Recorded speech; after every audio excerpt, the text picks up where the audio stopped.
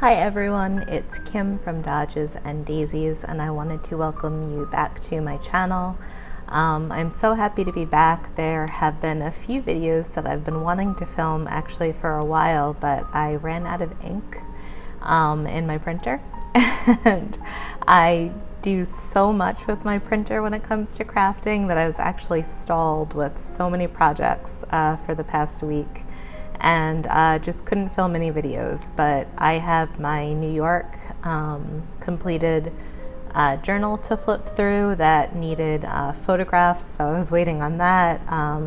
This was a hike that we took on the 14th, so I needed ink for the photos for this. There were some layouts with printables that I wanted to make. There's a journal I'm making for memories of my grandma, because our birthdays are coming up. We were born a day apart.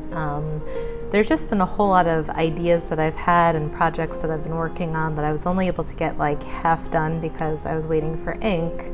I use a professional grade printer. I'm somebody that's very into archival printing. I was a photographer for 11 years, so I'm really into like pro-grade printers, archival inks that won't fade over time.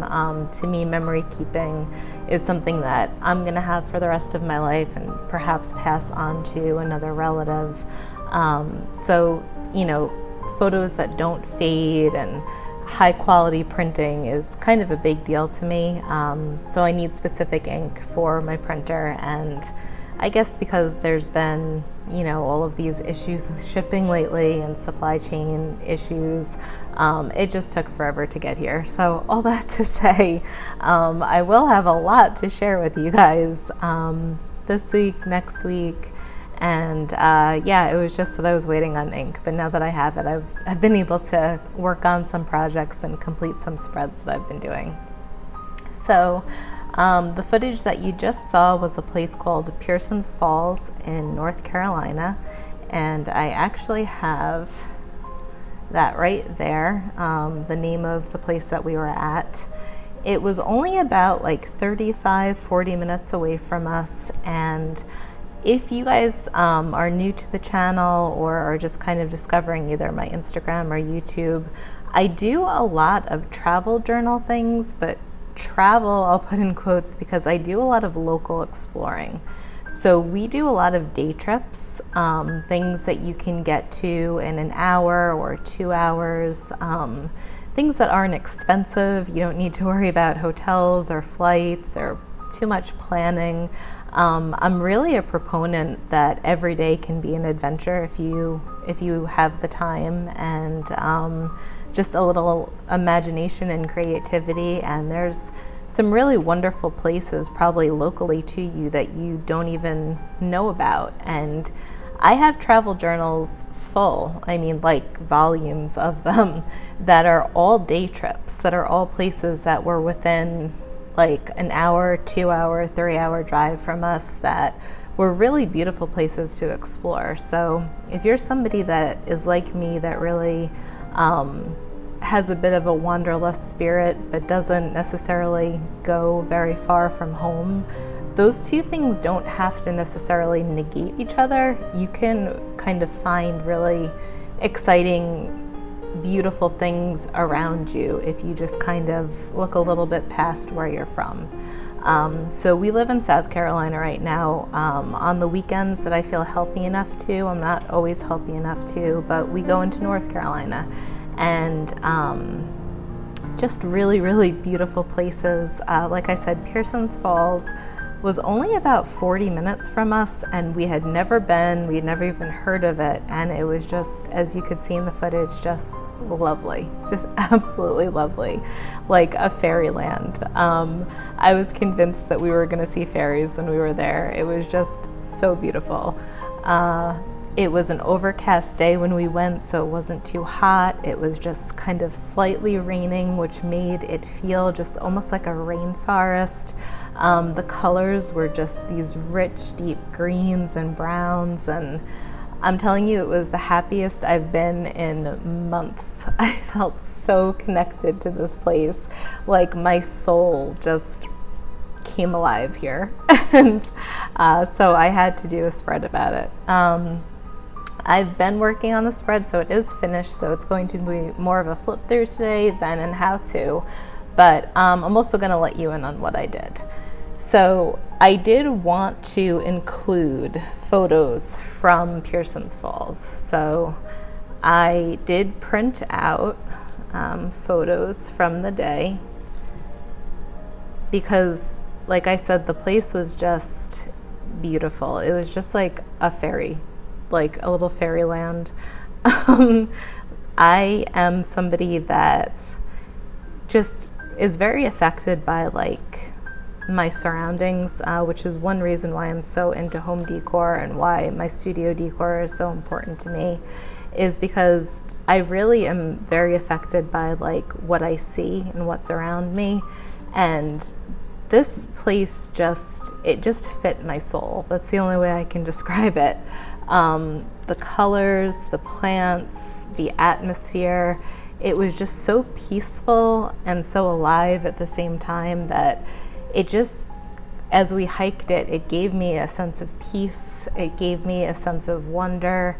And there were multiple waterfalls. This waterfall was the biggest one at the end, but there was a smaller one not too far from it, and then like a tiny one when you first got there. So I just felt like I needed to record the day, like the plant life.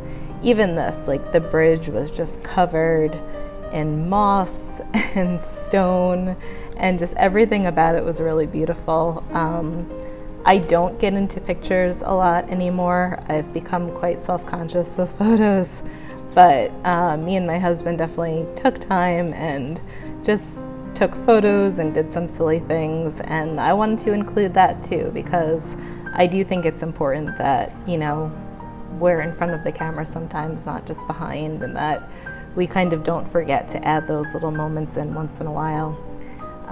So yeah, everything was just beautiful, and moss-covered trees and ferns, I just love ferns. It was really, really just a beautiful spot, and I wanted to include the photos that we took that day, but without taking up too much of my journal, because my journal is almost finished. So what I decided to do was just a very, very simple little flip. All I did was I took these little cardstock cards. You can find them anywhere, like Michael's, Joann's, any kind of craft store. And I just poked a hole with a hole punch in them, and then I tore them in two. So that was just a card that I punched and then I tore. The photos I actually left unedited because I just felt like editing them would actually take away from the beauty because of how rich the colors were. So I just left the photos sook, which is straight out of the camera, and then I printed them on like a really high quality photo sticker paper. So that was kind of like a time saver where I didn't need glue or any kind of adhesive. Once the photos dried, I just simply cut them out, peeled them off because they were stickers, and stuck them on here. And then I just used a regular paper cutter to trim around the edges. And they're not perfect. They weren't measured. They were all just kind of eyeballed.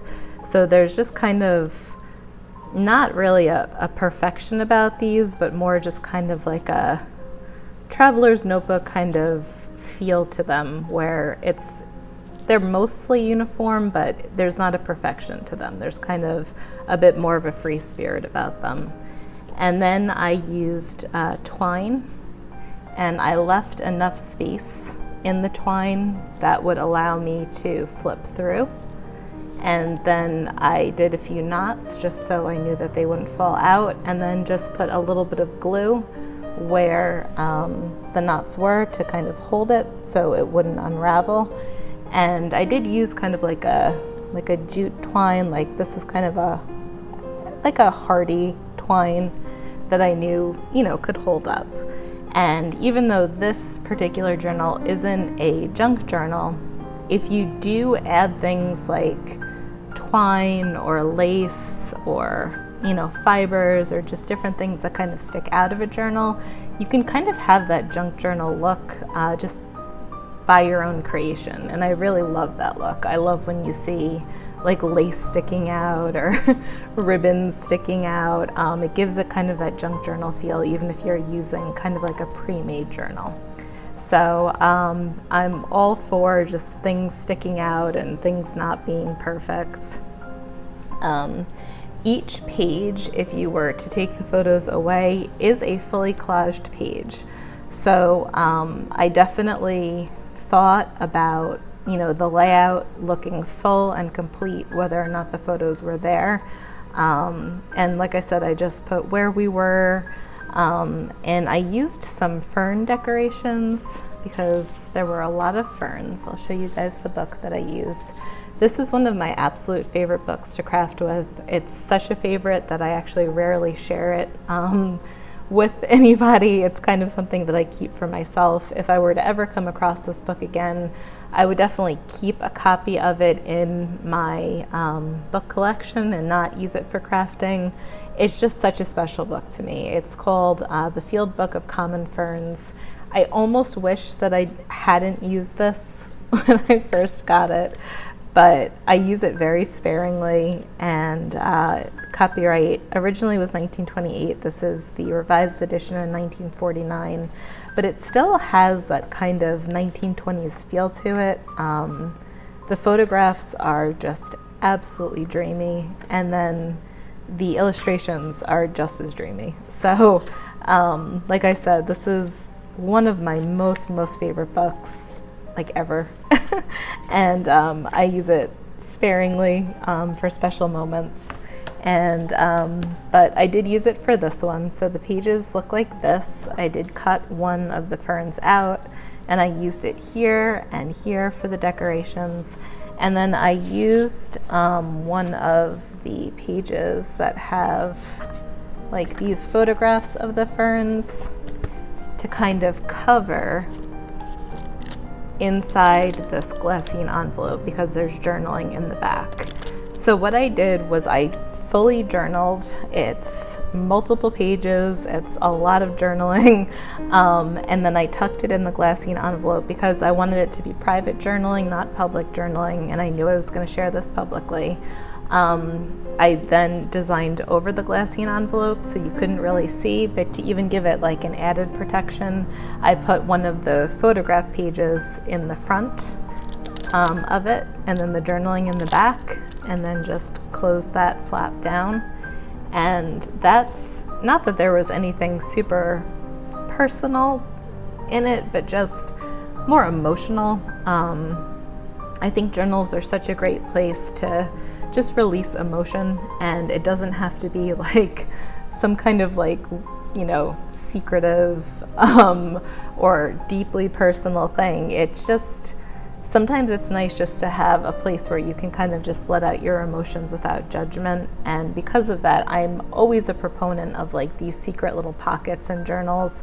I just think they're great. I tend to be somebody that likes to explore my emotions on the page, and I'm also somebody that shares my journaling publicly, so I feel like I can be as emotional as I want, and just stick it there. There's nothing like super secretive about it, but just talking about how much I identified with the landscape and how much my soul felt like it came alive. And there's also parts about how sick I've been and how I haven't been able to get out of bed for a really long time, and how those moments that I am able to get out of the house and get out of bed are just so special and meaningful to me, because I'm somebody that really, like I said, takes a lot of energy from my surroundings and from the outdoors and from nature. So to not be able to kind of be that person who I am on the inside is hurtful. So like I said, you can kind of pour out your heart if you are a public journaler and your journals are in the public eye, and still be able to kind of hide away the more deeper or more emotional things that maybe you wouldn't want everyone to see in like these little pockets. And I have quite a few in this journal, and quite a few places where I just, openly journal it anyway, because you guys know me, I'm an open book. I don't really hold too much back. So this was the spread. So easy. It is a spread that looks complicated. There's fiber and stickers and some really beautiful like vintage paper and like ephemera. It's interactive, where you can kind of flip through and see the different photos. It's personal, where there's photos of us, and it's personal where there's a lot of nice journaling inside, and also some keepsakes from a book I really love about ferns. It's just a really complex and complete spread, but very, very simple. I mean, if you guys can print out a photo, punch a hole in the background. When I cut it, I left the bottom just a little bit longer than the sides to kind of give it like a Polaroid look. But yeah, so simple. You just tie it and you have the spread. It looks complicated, but it's not. It really was just very fun. The only thing that I would suggest is I did start to work on the layouts where I knew the holes would be punched. So like I knew that there would be a hole here. I did cover this page like just with the background page first, just so that hole wouldn't be like a problem. You also can totally just glue over it, and that would be fine too, but I just personally chose to do that to cover the backs of these pages first and make sure like that this wouldn't create a problem when I was doing the spread over here.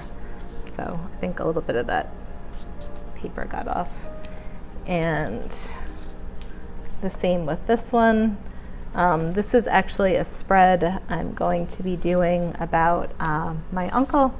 I've just kind of been in a place of reminiscing lately. I have a milestone birthday coming up in a couple of days, just a few days, and it was a birthday that he never got to see. He died in his 30s, and there's always been a part of me that has been very affected by that, and me reaching this milestone that he never reached, it's just brought up a lot of memories and feelings.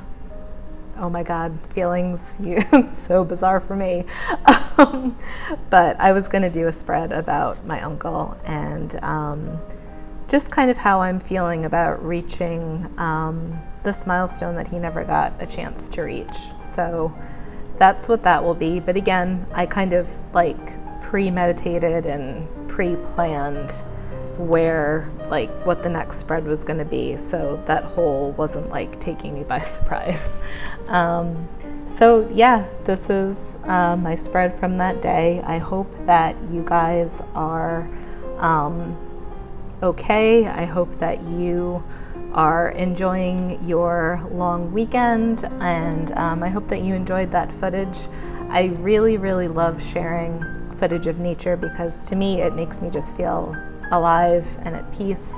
I am somebody who is an extrovert, and that, if you've ever done any kind of research into like personality theory, being an extrovert doesn't necessarily mean always wanting to be around people. In fact, I hardly ever want to be around people anymore. It doesn't mean you're like the loud person at the party. It simply means that you draw your energy from external sources instead of internal sources. So it's easier for, it's not that I can't, but it's just easier for me to draw energy in from really beautiful sights and get peace when I see like beautiful waterfalls and ferns and nature. So this was a really special day to me. Nature calms me down, gives me peace. Peace is something I've really needed this past week. I am finally close to figuring out a health diagnosis with how sick that I've been for so long. Unfortunately, the diagnosis isn't a great one if it is what it's looking like it might be. So it's kind of sad. But I'm happy to know at least what it is, so we can kind of start working on it and healing from it and controlling it. If it is what I think it is and what tests are kind of starting to point toward, it's not something that's necessarily curable, but it is manageable. So yeah, I've had that on my plate. And if you guys follow me on Instagram, you know that my dad has to have surgery, and I'm very close with my dad and my mom, and that's something that has just been weighing on me too. So escaping into nature, finding peace in these little fairy lands are just helpful ways of coping for me, and I think for a lot of people too. So I hope you enjoyed the footage. I will definitely have more videos like this with journal spreads that kind of correspond to local exploration and local little treasures that we find. Travel journals can be made up, like I said, of places that aren't too far away, and I have a ton of them. I have a ton of travel journals that, you know, are within like the 3-hour mark from our home, and it can just be fun. It can be fun to find these little treasures of places and then journal about them. And when you look back, you can kind of just see how much you've experienced and how many places you've seen that you might not have if you hadn't kind of just ventured around where you live. But that's all I have for today, guys. I hope that you are doing well. I hope that if you aren't, that gave you some peace. I hope that this really simple project and simple layout gave you some inspiration on maybe a journal layout that you could make.